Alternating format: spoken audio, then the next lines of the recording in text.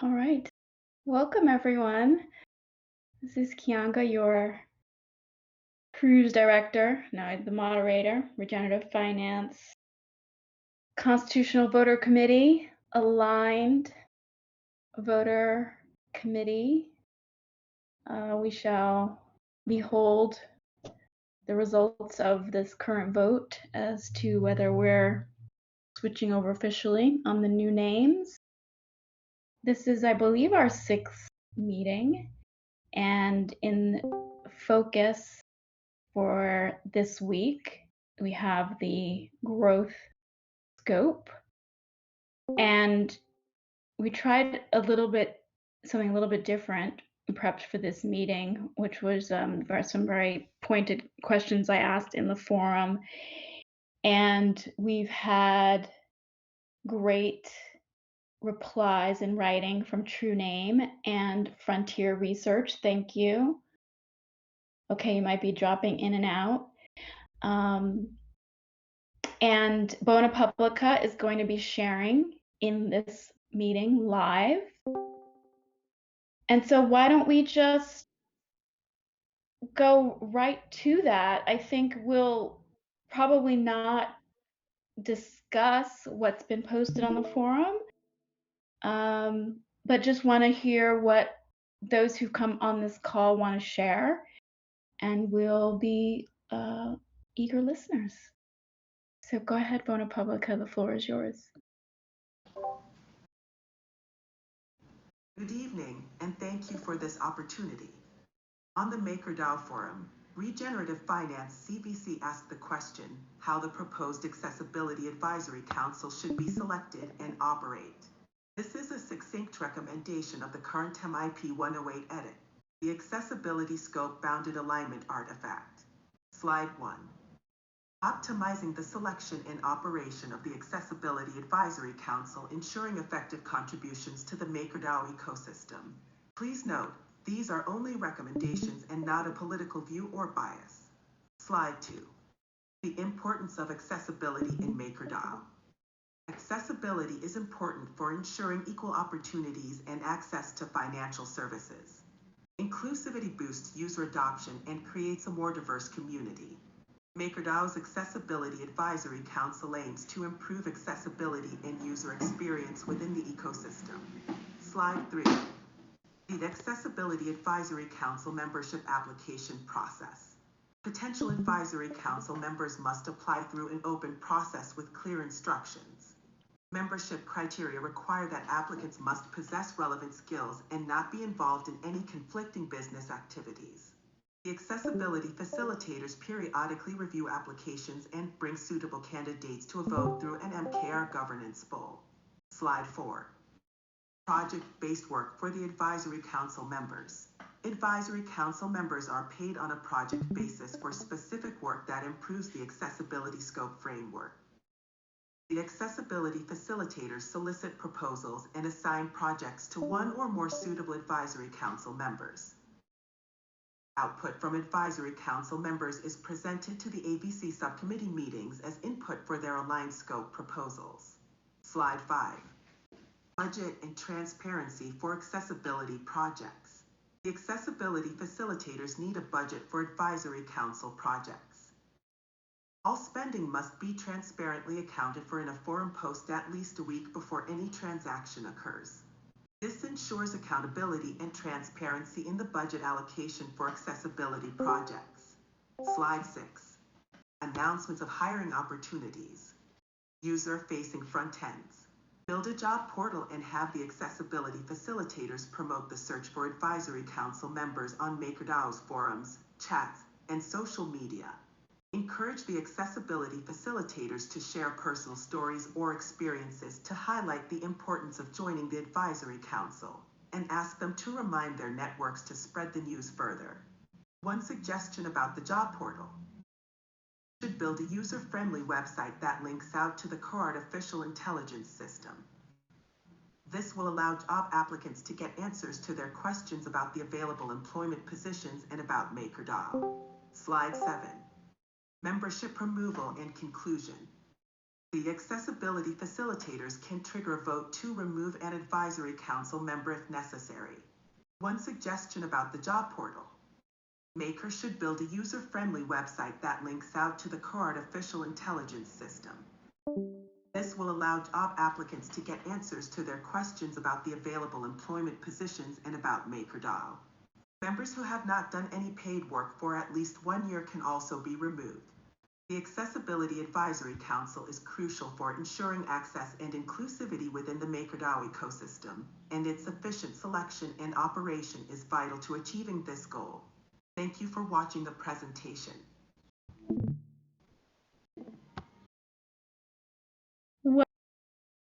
Great. Really great. Thank you. Wow. Ask and you shall receive. I just feel so elated right now. Caroline, I don't know if you want to say anything at this point, but I've just found, these inbounds and preps for the meeting enormously, enormously helpful, including, what we just watched. So thank you. As I mentioned, perhaps in my note on the Discord, I think from our perspective as a CVC today, it feels like a good day to listen and learn from what everyone on the call can share to get us kind of as up to speed on the facts on the ground as they may be, and we're digesting. There's a big announcement today about Spark Protocol, very exciting. US users are blocked, which is something I'm really happy to see. And if you've been around Maker for a while and known how much I like to rattle the cage about regulatory issues, as much as it saddens me that we're being excluded as a nation where I'm currently sitting, I'm certainly glad to see how much the DAO and all of its participants are taking the business very seriously. So just excited to see that. And I think, for refi, we've said from the sort of political spectrum that I know some of the newer proposals, or maybe it's the current proposal, want to emphasize that we specify in like the first short summary of what the CVC is about, where we are in the spectrum in terms of hawkish, dovish, or centrist. That's been very specifically outlined. I continue to think refi would be centrist in that framing, since, or balanced, I think it is, since we want things to just kind of really work for our primary focus on the regeneration and the public good purpose. So I would think that the compliance issue is going to be something that makes sense for us to also care about, because taking all of those risks very seriously is important. And of course, the opportunities outside of the United States are enormous, and that's growth outside of the United States will, in any measure, end up checking probably a lot of boxes that regenerative finance cares about. So anyone else on the call have anything to share about the prompts in the sort of the meeting announcement or on the forum?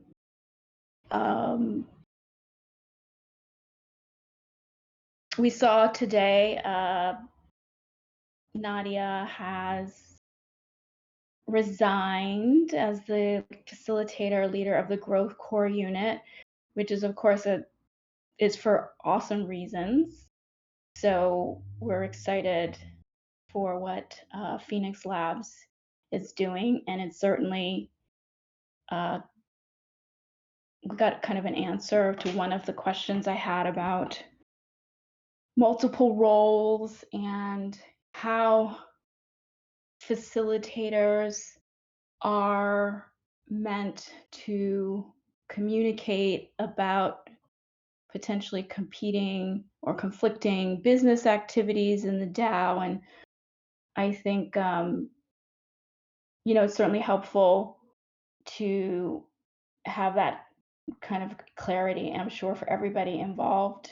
And I just can't imagine the strain of wearing both hats as well.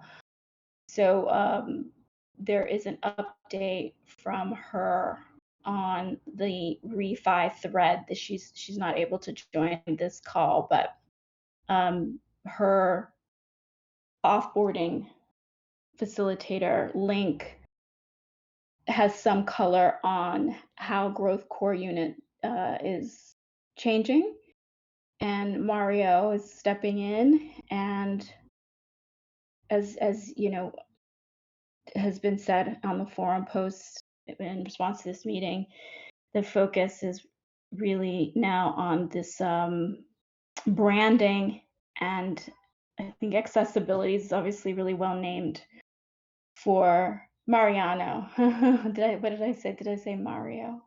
I hope not. Okay, let me see what's in the chat. Jan Sky says, hey, all, we need to make sure the interim growth facilitator can handle the implementation of the growth scope framework, especially the maker and diary branding effort and the hiring. How will we evaluate their ability to handle these challenges? So you're raising an interesting point, because actually my current thinking or understanding is, it's not actually the role right now of the AVCs to, what you described here to me sounds sort of like a micromanagement territory, like evaluating the individual's ability to handle the challenges. I guess the offboarding, I'm not sure.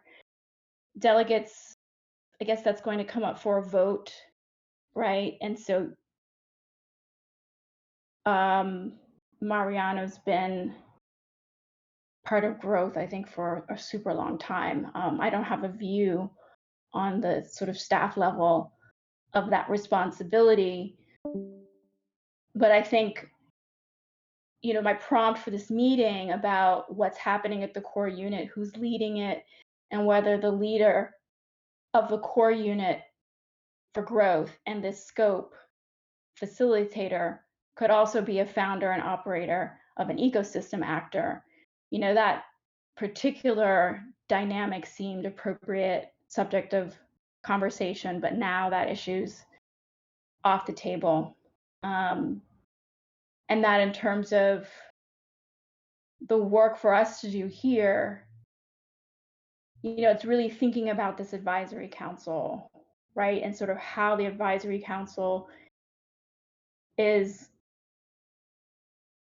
I guess, informing the development and the maintenance of the scope. And so before really getting into that, I felt there were just some threshold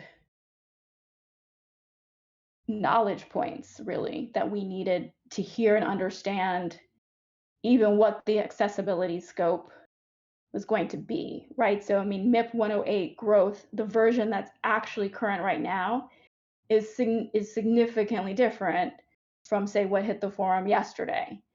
So it seems like not necessarily a good time to go into a lot of effort thinking about advisory council until we can substantively kind of catch up on the substance of what's going to happen. So, or what's maybe being worked on, which we're figuring out.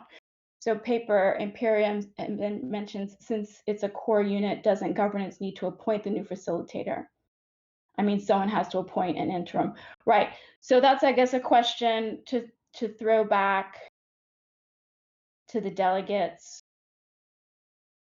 who are following, or to sort of keep an eye on where we are with the new endgame Constitution set up as far as facilitator voluntary offboardings and that, kind of all of that's being done properly.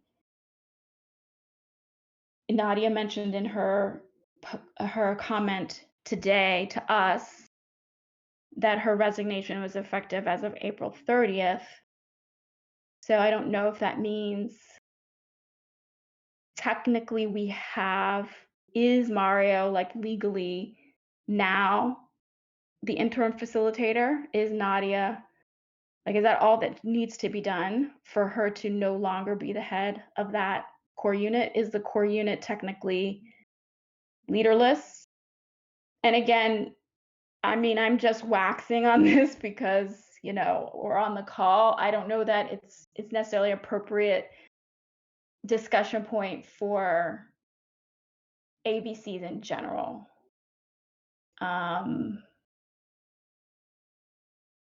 Just checking the chat. Okay, you all are on it.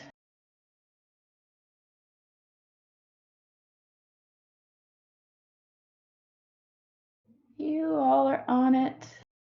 Our constitutional conservers, our alignment conservers.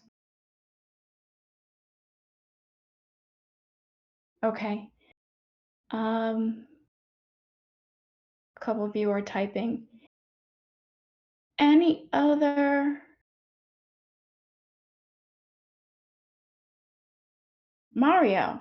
Okay, which did I say Mariano and I really apologize and it's Mario, or is it Mario and I said Mariano? Mariano. Did I say Mario? Well, Frank, you were late because anyway. I think I don't know. Anyway.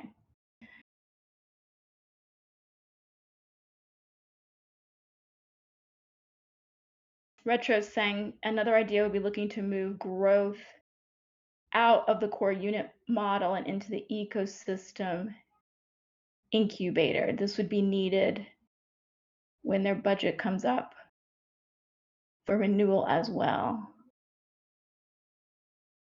But more important than any of that is whether we watch the Super Mario Brothers movie. Thank you, Vigilant. No, not yet. So Retro, okay, I appreciate you raising this because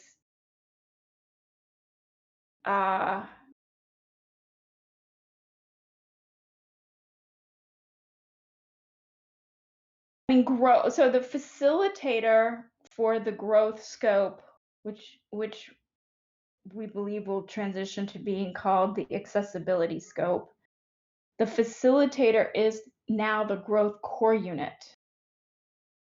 I don't know if you want to come on mic, Retro, and just sort of just talk through this and a little bit, kind of like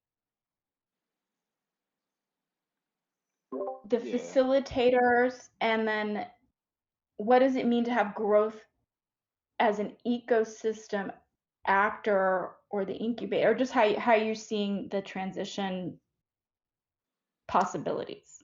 Yeah, just focusing from a compelling event perspective, core units will need to move into their future state, whether that's supported by a sub-DAO or an ecosystem actor, either incubating or provided funding directly from a scope project. But when the MIT 40 comes up for renewal, new MIT 40s can't be submitted, and if we really want to get into governance nerd territory, technically I don't think a new MIT 41 could be submitted either. All of, I would say some of like the legacy governance and some of the transition logic aside, at a high level, teams will have to move from core units today into some future entity. The typical compelling event is typically funding, since they can't request new funding through the old methods. Renaming a facilitator, I guess, could be considered into that compelling event category as well, because it would remove the entire need for that class of a core unit facilitator, and the facilitator word is starting to get used a couple different ways. So there's core unit facilitator, scope facilitator, and then facilitator DAO, which I think we'll save for another conversation. So in general, growth could look at this as an opportunity to move into the incubator to maybe right size their budget, because I believe they're still operating underneath the old one that supported a larger team and different initiatives, and just kind of hit the reset button to focus more on brand. But that might be a heavier lift and not something that's easy to request within the time frame given for an audio's departure. But just some thoughts.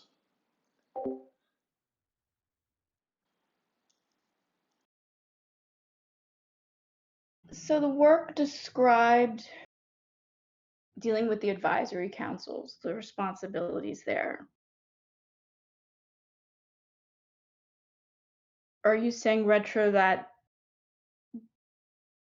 new growth core unit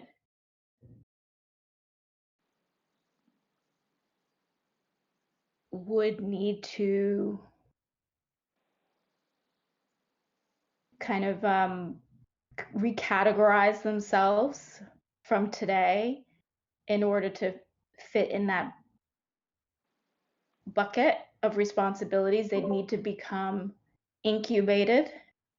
Not specifically as the text is written. It just may make some of the governance overhead simpler. But again, it was just proposing When do they run another out of? path. Yeah, when does their budget run out then? I'll have to double check if you give me just a minute. But I believe it was sometime in the summer, yeah, to go along with what 3F is saying. Okay, right.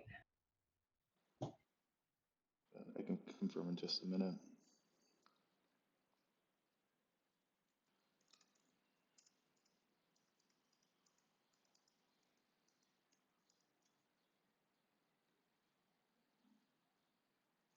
It looks like it was ratified in the June cycle, so that would place it July 1st, I believe.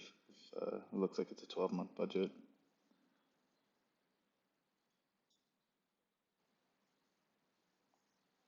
I'll share the MIP in the chat with everybody if they like to look.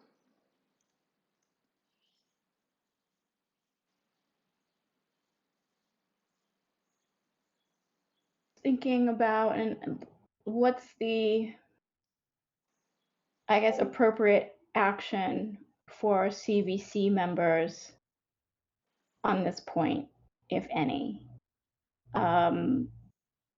We're going to be thinking about, obviously, the advisory council advice, and still kind of getting up to speed on what those dynamics are as currently ratified, how they might need to roll out. But if specifically on this topic of how our legacy workforce, different folks are finding new roles within New Maker. Does anyone want to call out something that you think ABC members specifically in their role need to be writing about or thinking about or doing? I mean, it's incredible. It's obviously super important, but I want to try to really make sure we're staying focused on what we should really involve ourselves in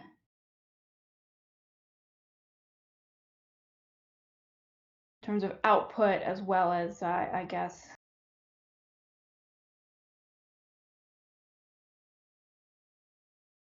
how we might instruct or make specific requests to our delegates that are following this ABC. Jan Sky says the alignment artifacts are essential to the success of the growth score framework. However, to ensure their effectiveness, we must have active participation from all members of the ABC. ABCs might consider creating and designating time during meetings specifically for reviewing the alignment artifacts. Yeah, I think that's going to be something, assuming that the alignment, the Atlas alignment framework passes, that, Caroline and I will be looking at. There's a lot of great language there, and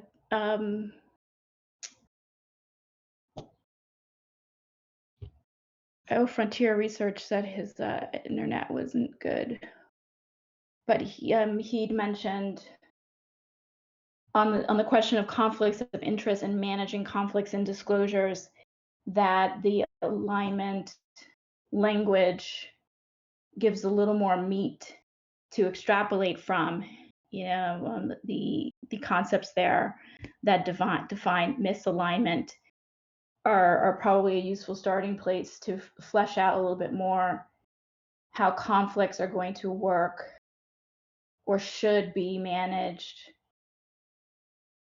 across the ecosystem. But I think ReFi certainly has a vision, although I think in this meeting and last meeting we sort of paused on our probably preference to not have super nerdy inside baseball meetings, but to do that more asynchronously. And we were excited to see how things evolve this quarter in terms of what works with the ABC meetings. Everyone's trying a different format, but how this meeting, particularly in the context of ReFi, can serve a wider audience and an external audience. And so, like Rune mentioned yesterday, I think a prompt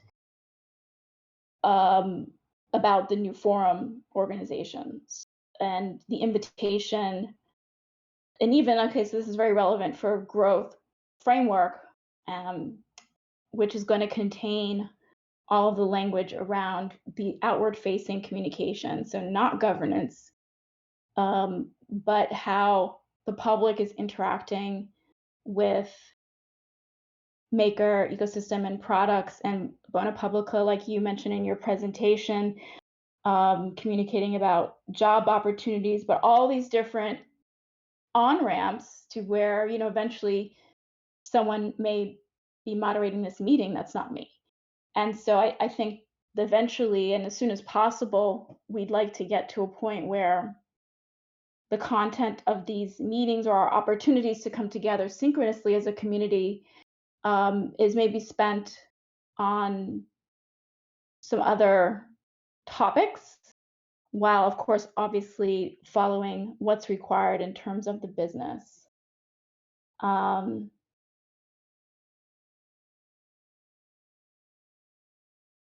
So let's see, just to go back. And again, I think that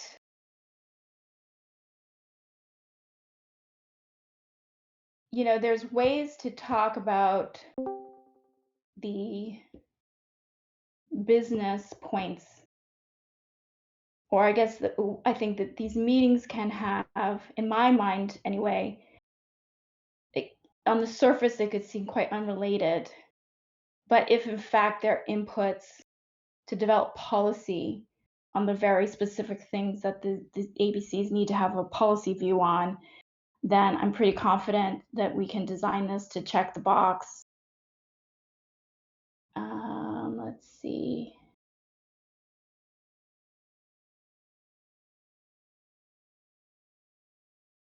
So to Bona Publica's point, ABCs can align with the MIP 102 edits and instruct their ADs to vote accordingly. So I'll just repeat, I know our following ADs know this from earlier meetings in the forum.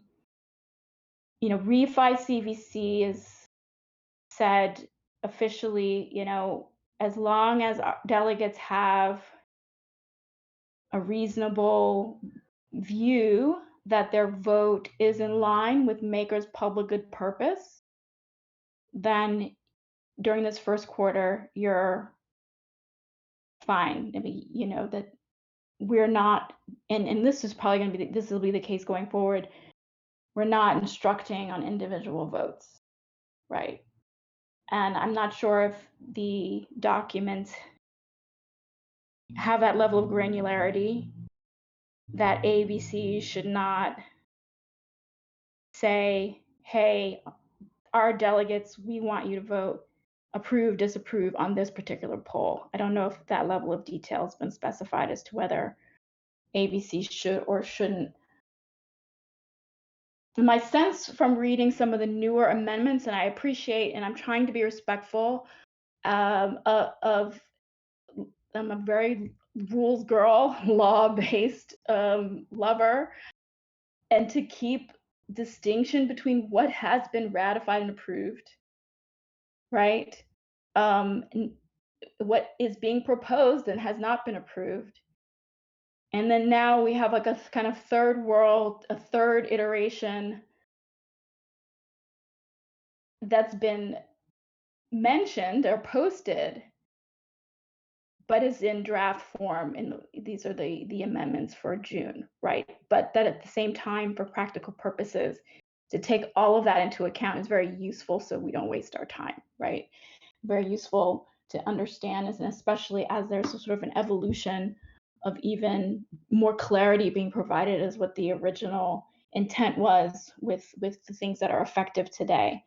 And also the practical reality I know is that lots of people are actually doing work that may more line up with the reality of what we see on the forum posted just yesterday than the version that's active now, that is the constitutionally real version that was voted on, I guess at this point, however long ago. But I'm also mindful that there should also be some responsibility here not to create a self-fulfilling prophecy. Like, I worry about that as well, that if the community doesn't wait for things to be actually ratified before they start acting on them or doing them or referring to them, then that's very kind of confusing as well. But I think this is an unusual period, this pre-game ramp up period, this first quarter, which feels to me like it's just kind of appropriate to be very flexible about trying to talk about all of these things.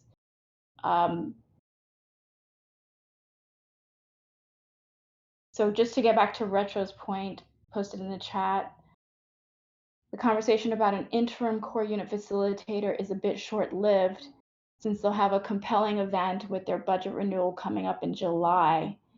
That would move them from a core unit to an ecosystem actor, which would remove the need for a core. Oh, right, okay.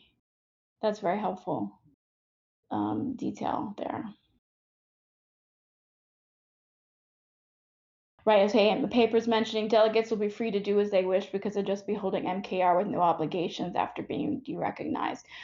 Right, and so also, there's more voting going on than just the alignment delegate framing or constitutional conserver framing. But I guess what I started to mention was that I thought in reading something, there's in the newest, and I'm not sure if this was from what I read last night or the amendment that's being voted on now, but there's kind of this concept of an independent, aligned delegates having like their own independent policies. Is that ringing a bell with the delegates on the call? That there's No, not independent being banned, but there, and I'm not going to get the terminology right, but there's this new language around the links between delegates. There's a new word that defines how a delegate's strategy is linked to the ABC that they follow.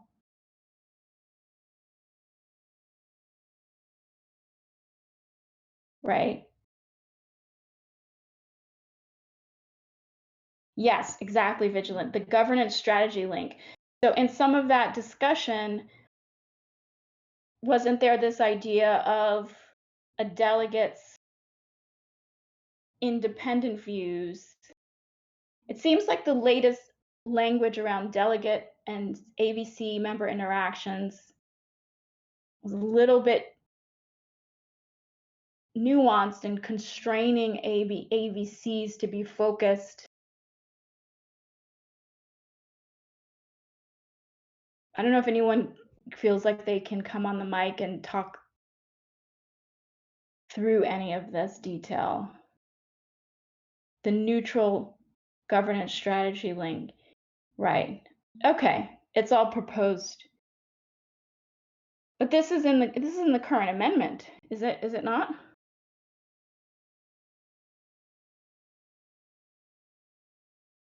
I mean, even if it's not active now, if it's in the amendment MIPS that are polling right now, I think it's worth.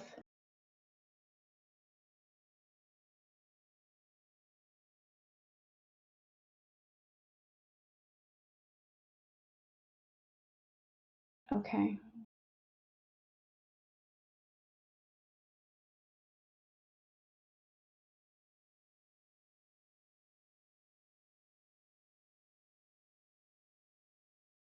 Right. Yeah. Calling it out. Okay. Well, just sort of want to be clear about what an AVC's expectation is of delegates and the types of instructions that are appropriate. Yeah, I think ultimately it's supposed to be reflected in our policy documents that should have a lot of detail about how the advisory councils work, and then be super high level on all the other things going on in the scopes.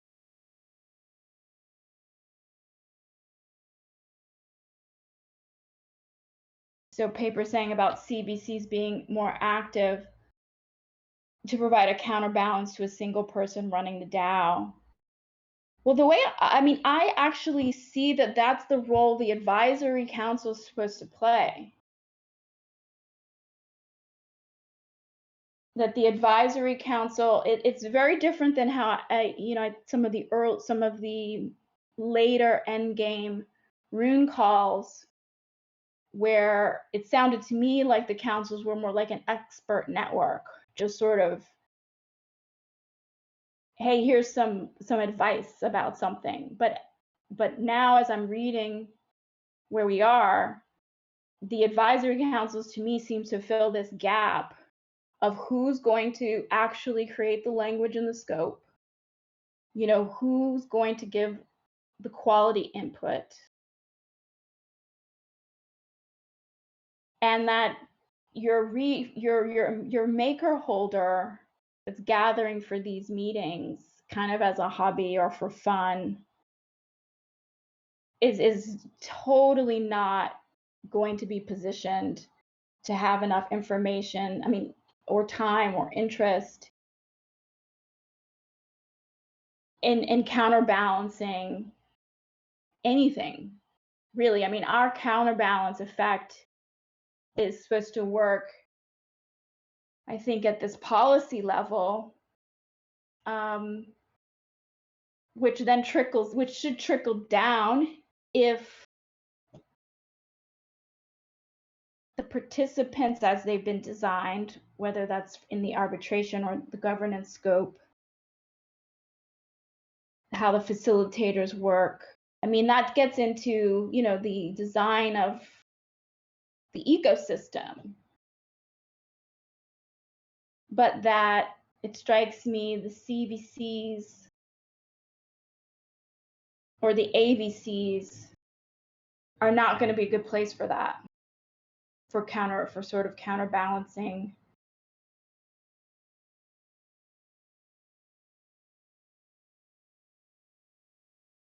implementation. I mean, that was a topic of a big focus of mine for the prompts for this meeting. Like, how is this stuff being implemented? Who's responsible for it? But again, this is, I think, me wearing multiple hats based on my experience with the DAO and wanting our time together to be as helpful as possible. Don't necessarily think that's squarely in the box of what AVCs in general should be focused on as we move forward.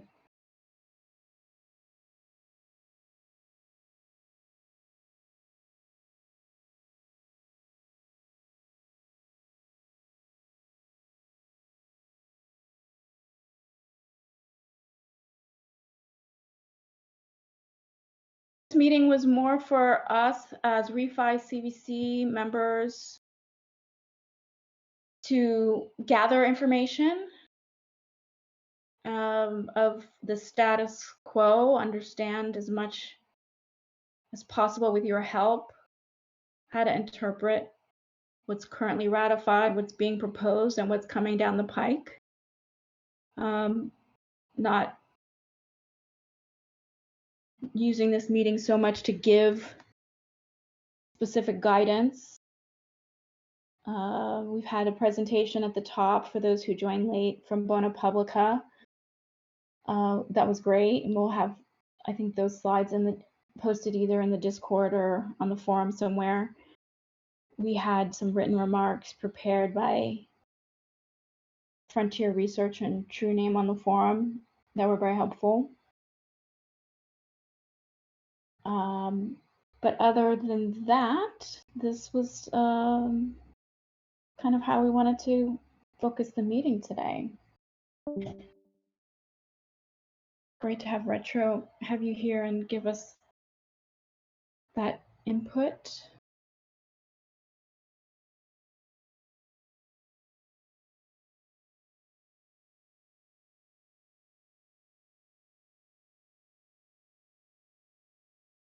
But yeah, okay. If no one has anything further to add,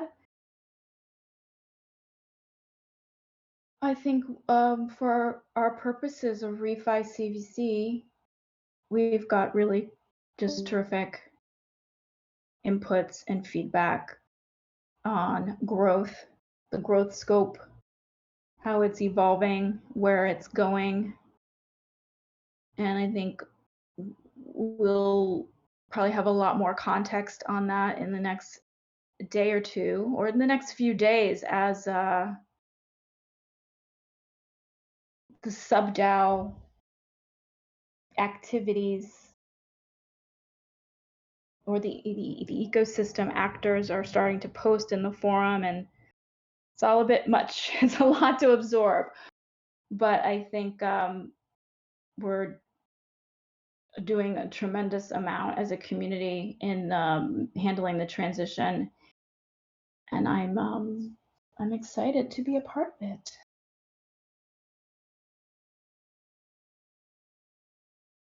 Something's going on in the chat. I'm not even going to go in there right now. So if there's nothing further, we can end this call and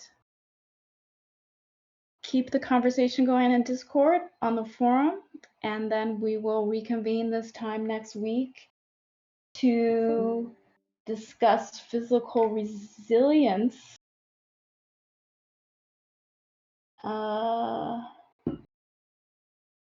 And maybe also think about something more interesting or related that's not inside Maker from the ReFi world that might be relevant considerations for this community. Okay. All right. Thanks, you all. Have a great rest of your day, evening, morning, wherever you are. Bye-bye.